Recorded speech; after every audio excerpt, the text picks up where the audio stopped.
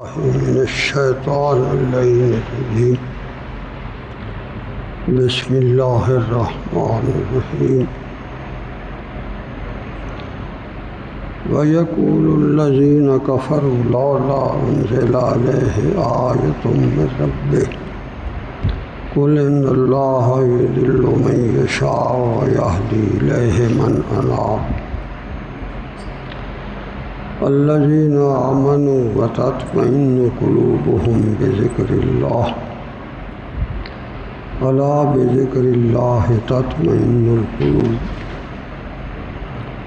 الذين آمنوا وعملوا الصالحات طوبى لهم وحسن مآب اللهم سبحانك لا علم لنا إلا ما علمتنا إنك أنت العليم الحكيم رب اشرح لي صدري ويسر لي أمري واحلل عقدة من لساني يفقهوا قولي رب زدني علما يا رب صل وسلم دائما أبدا على حبيبك خير الخلق كلهم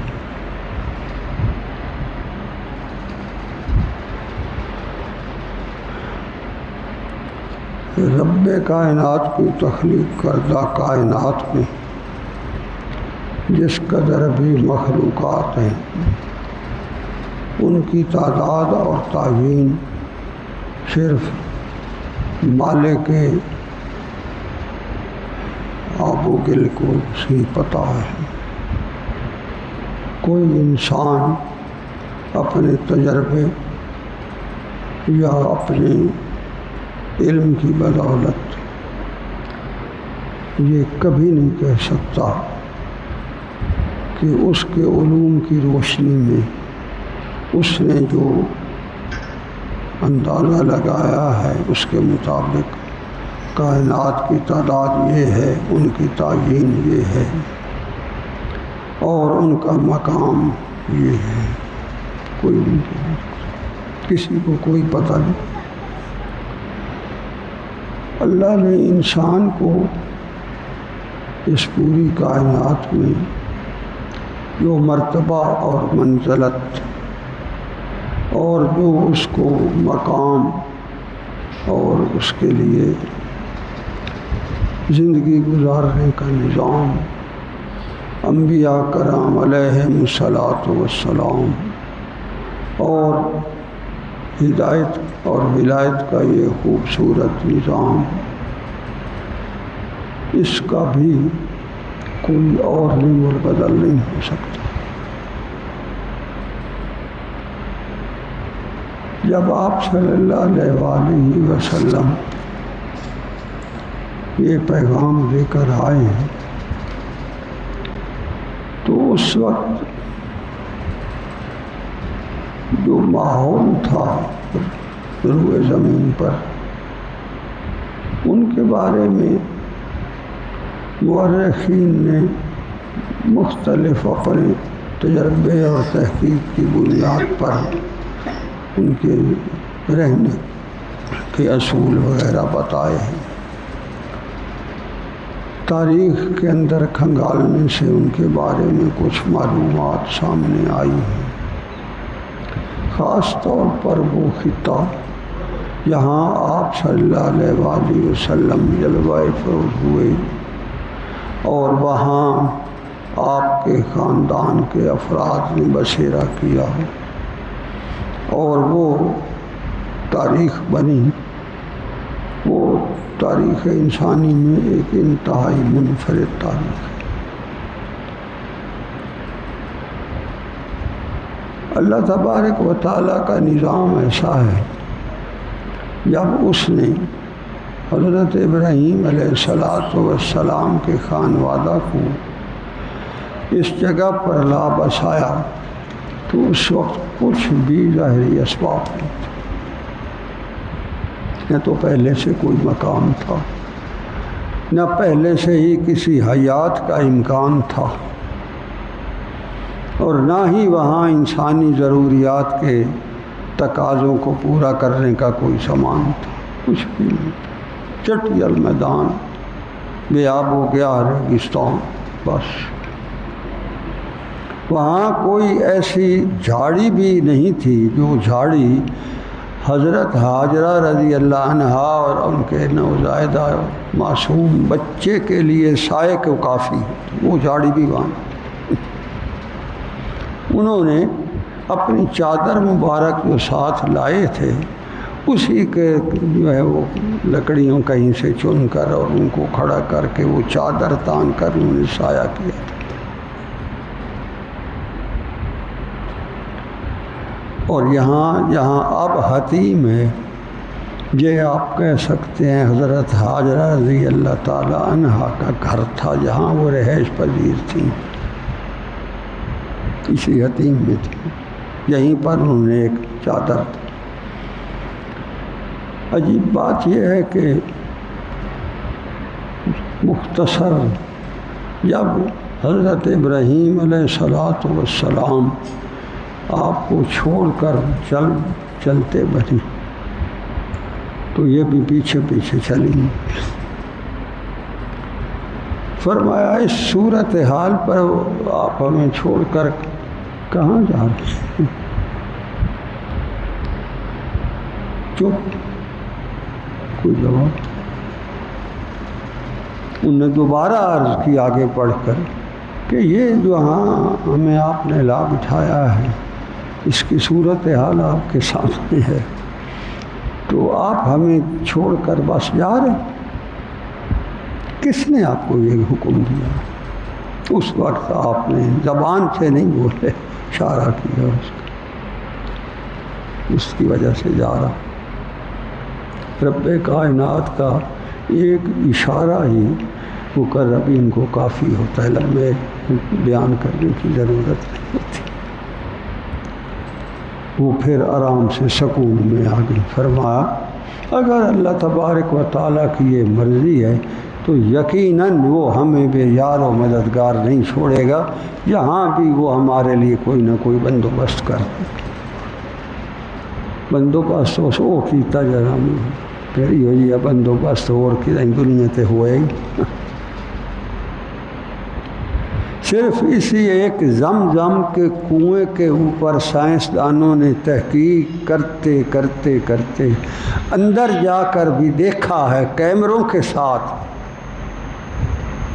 واٹر پروف کیمرے اندر جہاں طے ہے اس کی وہاں تک دیکھا ہے، اور وہ کہتے ہیں کک سمجھ نہیں آتا، کوئی پتہ نہیں۔ یہ پانی جو ہے اس کا جو فلو ہے وہ کوئی ایک جگہ سے تو ہے نہیں،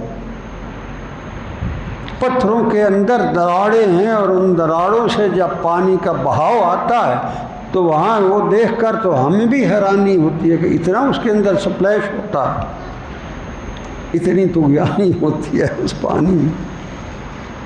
اور یہ کوئی 2 4 5 10 سال سے تو نہیں ہے بھائی، اس کو کم و بیش 4000 سال ہو گئے ہیں۔ جب یہ سارے مناظر بھی تھے، بیت اللہ بھی تھا،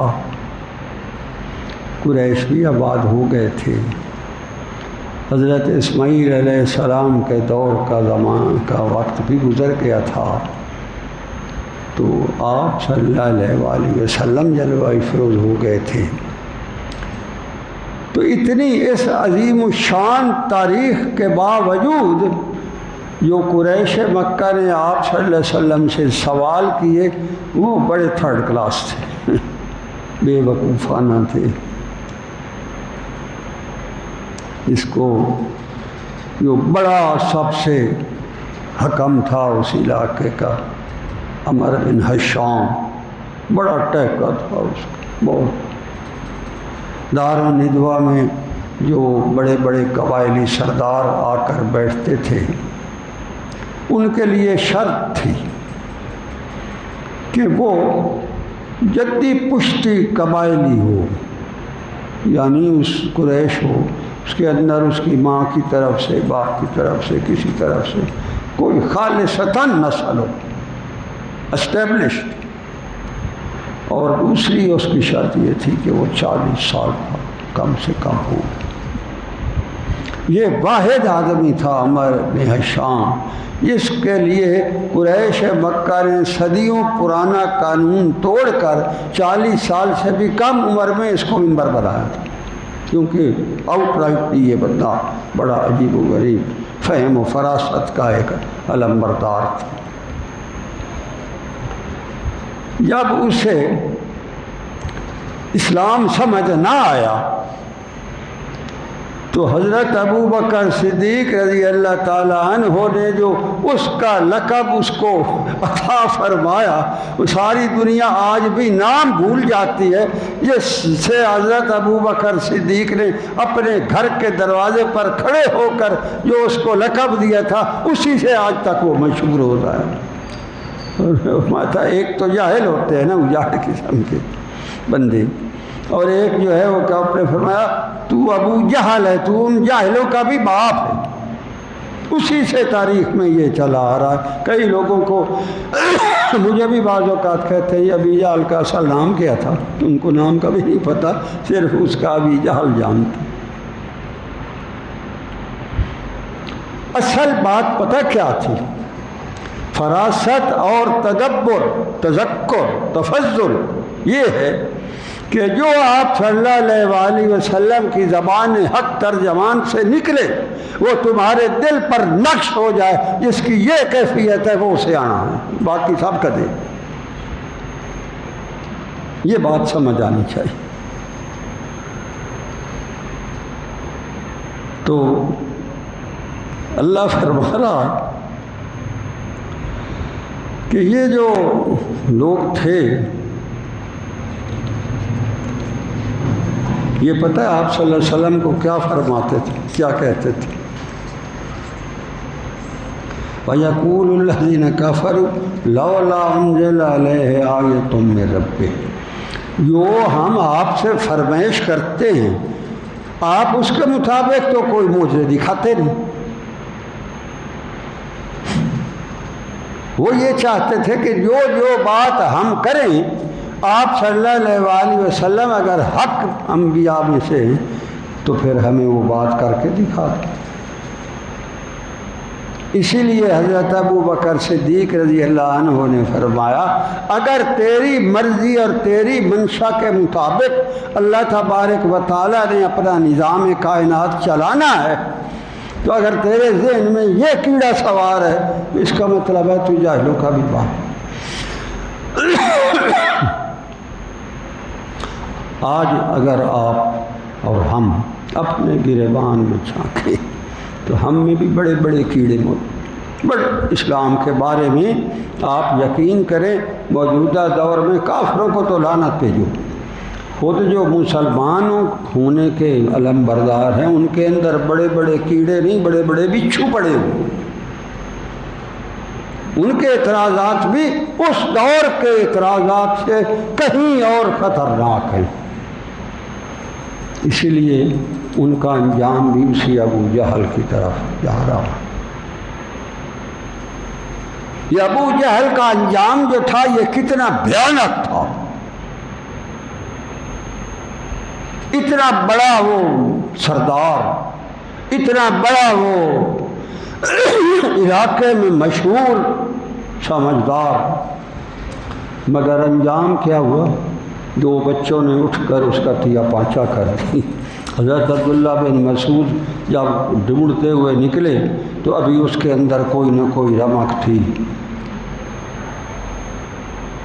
تو اس نے حضرت عبداللہ بن مسعود سے پوچھا کہ کون جنگ جیتا ہے، کیونکہ وہ تو پہلے ہی حلے میں گر گیا تھا، کون جنگ جیتا؟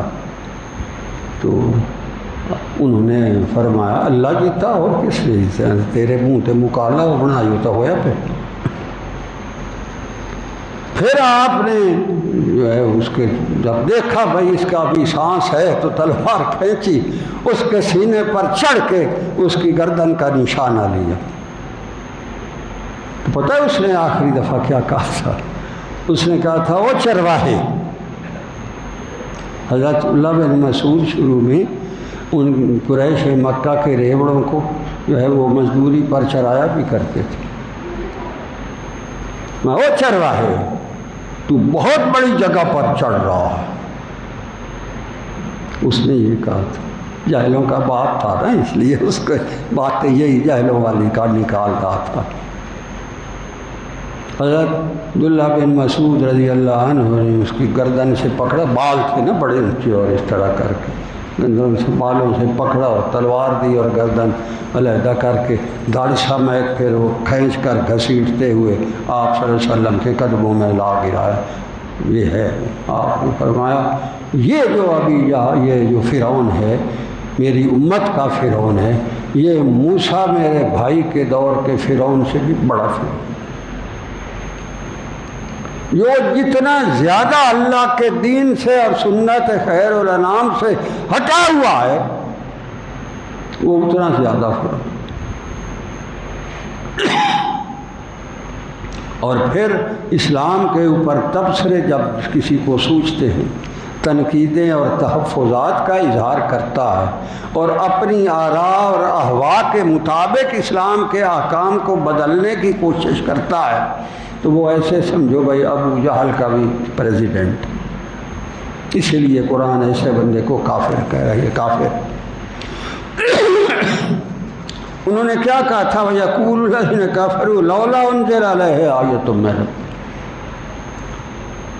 کہ اللہ تبارک و تعالیٰ جو ہے وہ کوئی ایسی نشانی تو آپ صلی اللہ علیہ وسلم کو دے جو نشانیوں کی فرمائشیں ہم کرتے ہیں۔ مثلاً وہ کیا کرتے تھے، وہ پتہ کہتے تھے، وہ کہتے تھے یہ جو مکے کے اندر پہاڑ ہیں نا بڑے بڑے، ان کو تھوڑا سا سکیٹر کروا دیں، پیچھے ہٹوا دو ان کو۔ کیوں؟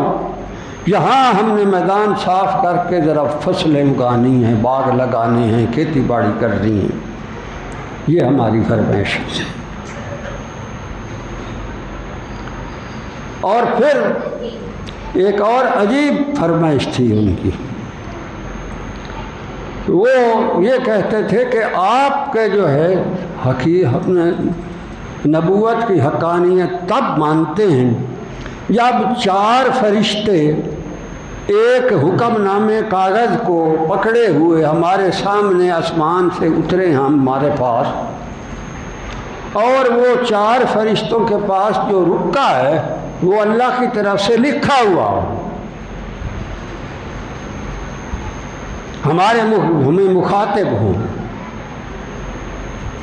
اور اس کے اوپر ہمیں یہ گزارش کی گئی ہو کہ آپ برائے مہربانی، یہ محمد صلی اللہ علیہ وسلم میرے رسول ہیں، آپ برائے مہربانی ان کو مان لیں، آپ کی بڑی شفقت ہوگی من جانب اللہ۔ یہ رکا ہے تو پھر کریں، فرمائشہ سن دیا۔ پھر انہوں نے یہ بھی کہا تھا، یہ سب قرآن کریم کے اندر موجود ہے، انہوں نے یہ بھی کہا تھا کہ یہ جو آپ نبوت کا اعلان کرتے ہیں یہ تو سب سے بڑا دعویٰ ہے انسانیت کا، اس کی تصدیق کے لیے کوئی فرشتوں کا لشکر آپ کے آگے پیچھے دائیں بائیں ہونا چاہیے، وہ فرشتے جو ہے وہ آ کر ہمیں کہیں بھائی ہٹ جاؤ آگے سے، آپ صلی اللہ علیہ وسلم تشریف لا رہے ہیں، اور وہ اگر اس طرح کی کوئی مظاہرہ ہو تو چلو ہمیں پتہ ہو بھائی آپ نبی۔ تو بڑے بادشاہوں امیروں کا کام ہے، اگر ایسا بھی نہیں ہو سکتا تو کم از کم آپ کے گھر کا دروازہ سونے کا ہونا چاہیے۔ بنی اسرائیل میں یہ سب لکھا ہوا ہے قرآن کریم، وہ سونے کا ہونا چاہیے، دور سے ہمیں پتہ لگ جائے محلے کے اندر بھائی یہ نبی ہیں جن کے گھر کا دروازہ سونے کا بنا ہوا۔ یہ فرمائشہ سمجھے تو اللہ فرما رہا ہے کہ یہ جو کہہ رہے ہیں کہ ہم آپ پر ایمان اس وجہ سے نہیں لا رہے کہ آپ کے پاس جو ہم کہتے ہیں اس طرح کی نشانیاں تو نہیں ہیں، اصل میں اسلام کی حقانیت اور عظمت اور کسی قانون پر سنت خیر الانام کے کسی ادنا سے ادنا معمولی سے معمولی چھوٹے سے چھوٹے حکم پر اپنی رائے دینا جو ہے یہ قطعی کفر ہے۔ اللہ نے مخاطب کافر کو کہا۔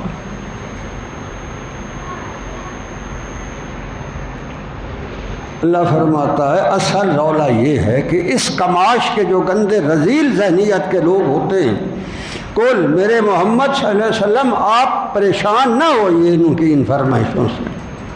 ان اللہ یضل من یشاء، جس کو میں نے رد کر دیا ہے اس کو میں نے ان حرکتوں اور ذہنی گندگی اور اس کے اندر قلبی تعفن اور اللہ کی ذات کے ساتھ انابت کی بجائے ضد اور عناد، آپ صلی اللہ علیہ وآلہ وسلم کے مقابلے میں زمین پر فساد، یہ سارا کچھ جو ہے یہ اس وجہ سے ہے کہ میں نے انہیں رد کر دی۔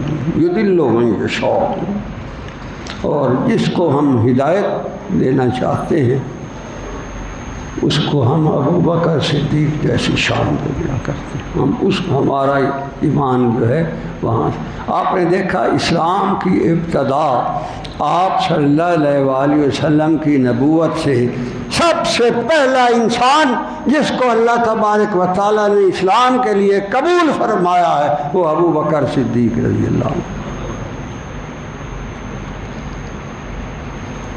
باقی حضرت علی المرتضیٰ جو ہیں وہ بھی ایمان لائے ہیں مگر وہ بچوں میں سے لائے، نابالغ ہیں۔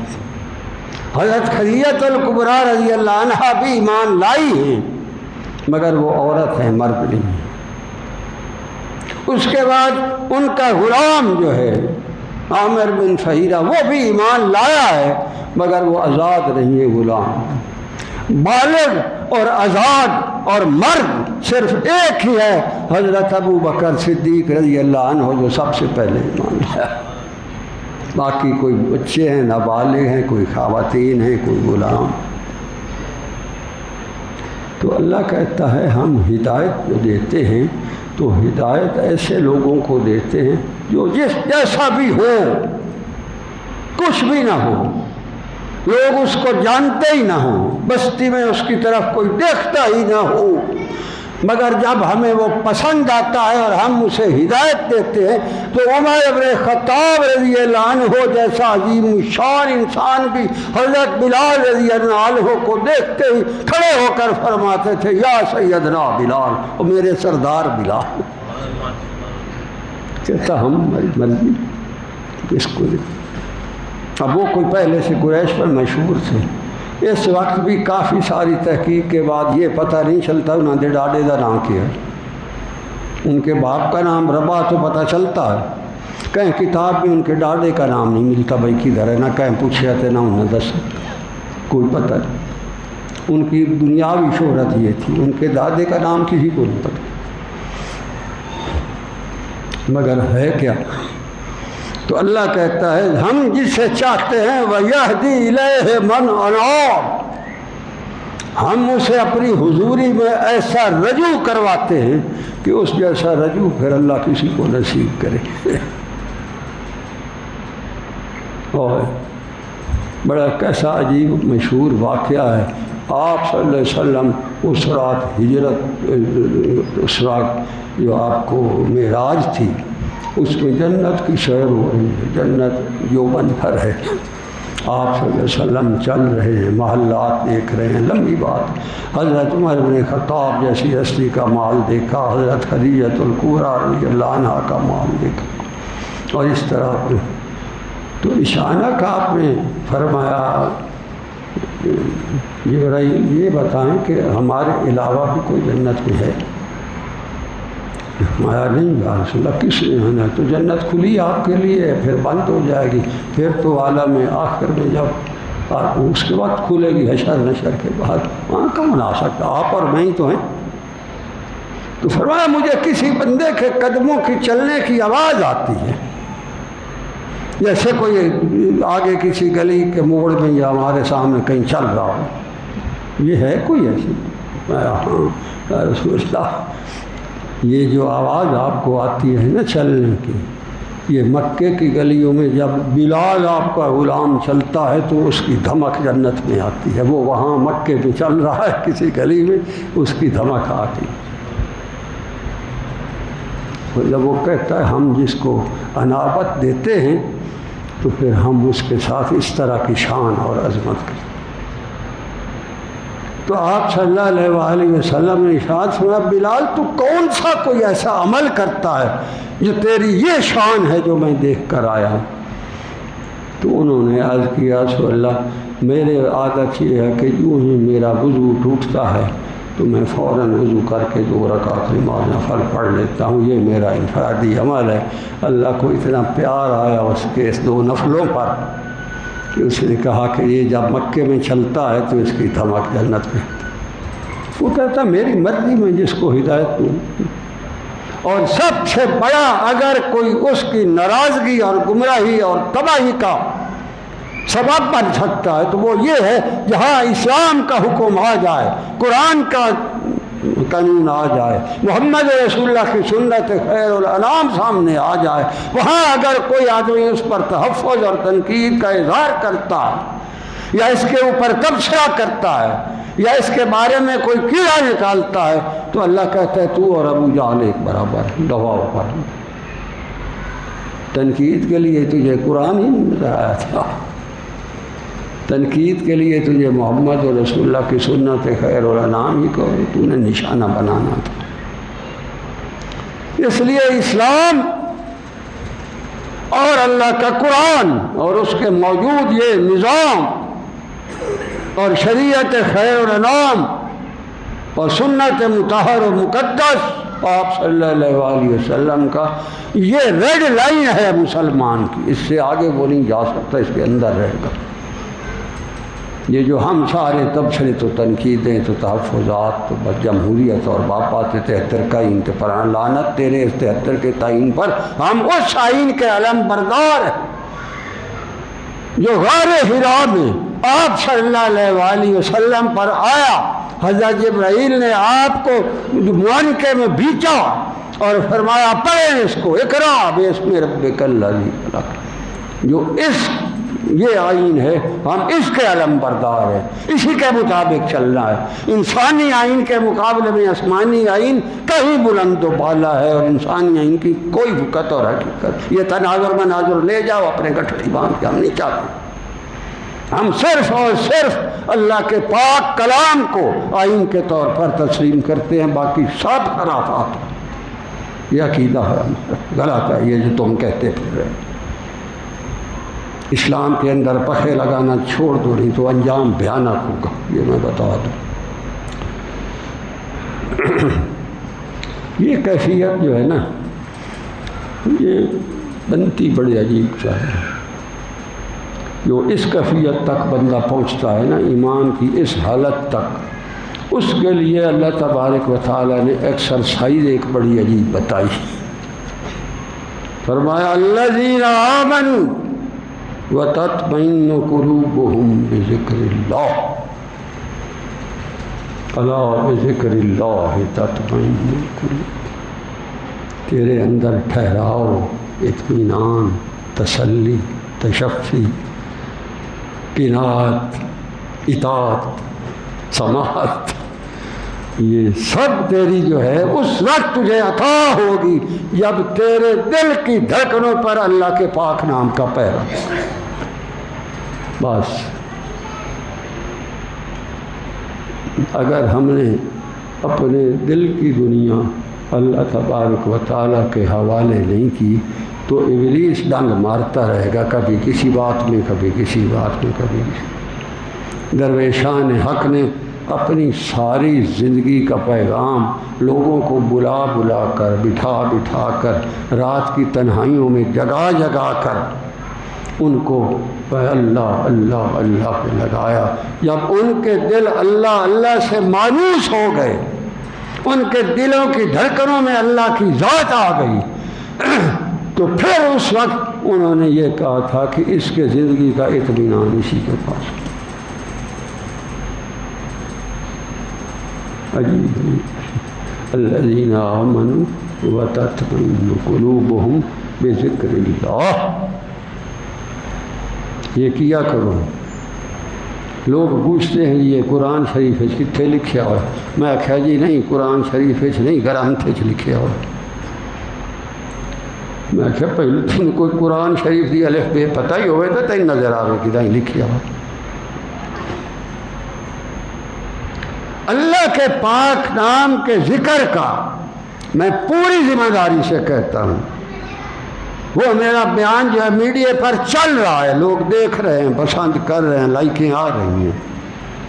آج کے دور میں اگر کوئی بندہ اپنے ایمان کی حفاظت اس اندھیریوں میں اور ان گھٹا ٹوپ وادیوں کے اندر جو ہم پھر رہے ہیں، اگر آج کوئی بندہ اپنے اس ایمان کی حفاظت جو ہے وہ کر سکتا ہے تو اس کا ذریعہ صرف اور صرف جو ہے وہ ذکر اللہ. اس کو ذکر اللہ نصیب ہے، اسی کی حفاظت ہو سکتی ہے. اس لیے کہ اللہ نے سارا اطمینان قلب جو ہے وہ اسی میں رکھا.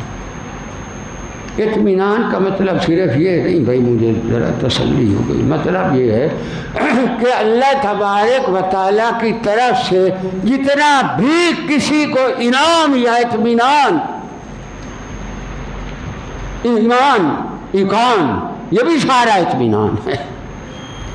جس کو یہ عطا ہوگا وہ کون ہوگا؟ فرمایا وہ تطمئن قلوبہم بذکر اللہ.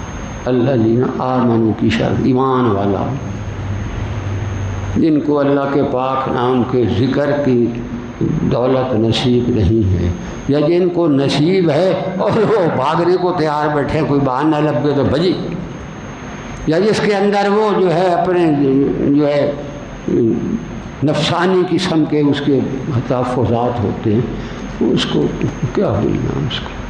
الا بذکر اللہ تطمئن القلوب. سنو، اللہ کا پاک نام کے ذکر ہی میں اطمینان ہے اور کسی جگہ نہیں. آپ کی کنٹینٹمنٹ، آپ کا جو زندگی گزارنے کا حسن اور جمال اور اس کے اندر جو کمال ہے وہ اسلام کا وہ یہی ہے کہ آپ کی زندگی اگر آپ جھوپڑی کے اندر بھی رہتے ہیں، نانے جمی بڑی مشکل سے آپ کو عطا ہوتا ہے اور آپ کو ذکر اللہ کی دولت نصیب ہے تو بڑا قادر ہے. جب اس جہان سے جاؤ گے تیری جھوپڑی کو اللہ تبارک و تعالی جنت کا محل بنا دے گا. اس کے پاس آؤ تو صحیح، اس کے مانو تو صحیح کہ اس کے اندر تحفظات اور یہ اور وہ. کہتا ہے الذین آمنوا وتطمئن قلوبہم بذکر اللہ. الا بذکر اللہ تطمئن القلوب. الذین آمنوا وعملوا الصالحات طوبی لہم وحسن مآب. وہی بات، جس کو اللہ ایمان نصیب کرے گا وہی ذکر کرے گا. عامل الصالحات کے پھر اس کی زندگی میں اعمال کی ایک بڑی خوبصورت بہار آئے. طوبی لہم، طوبہ جو ہے نا یہ ایک درخت کا نام جو جنت میں حدیث مبارکہ میں آیا. اور وہ درخت کی عجیب مجھے سمجھ آتی ہے، جس کے محل کے لان میں وہاں جنت میں طوبہ کا درخت ہوگا، اس کی عجیب شان یہ ہوگی کہ اس درخت سے اندر سے ایسی مہک کے جھونکے اٹھیں گے. جب یہ لہرائے گا نا ٹہنیوں سے اس کی پتے، تو اس کے درخت سے ان ٹہنیوں اور پتوں میں سے اتنی مہک اور خوشبو آ رہی ہوگی. اس خوشبو کو دیکھ کر وہ جنتی جن کے محلات میں طوبہ نہیں ہے وہ بھی رشک کریں گے. وہ کہتے ہیں ہمارے محل میں تو نہیں ہے، جس کے محل میں ہے وہیں جا کے سنوں گا. اللہ کہتا ہے جو ذکر کرتا ہے میں اس کے دل کو بھی طوبہ کر دوں گا، اور جب آئے گا تو میں اس کے محل میں بھی طوبہ لگا دوں گا. طوبہ میری طرف سے دوں گا میں، جس کو جنتی بڑی حسرت کرے گی جس کے محل میں یہ طوبہ کا درخت ہوگا. وہ کہیں گے یہ پتہ نہیں کیا چیز ہے، اس کی مہک، اور اس کی مہک یہ نہیں بھائی دن میں جو اس طرح کی آئی پہلے سارا دن وہی آتی رہے گی، ہر جھونک کے اندر مہک کا انداز مختلف ہوگا جو لوگوں کو مسحور کر دے گا وہاں۔ فرمایا تم میرے پاک نام کا ذکر دل کی گہرائیوں میں یہاں کرتے رہو، میں جنت میں تیرے محل کے باغ میں بھی طوبہ لگا دوں گا۔ یہ طوبہ لگانا ہے جو ذکر اللہ کرنا، اپنے محل کے اندر طوبہ لگانا۔ وحسن و مآب، فرمایا تیرا زندگی وہاں عجیب و غریب ہوگی۔ میرے بھائی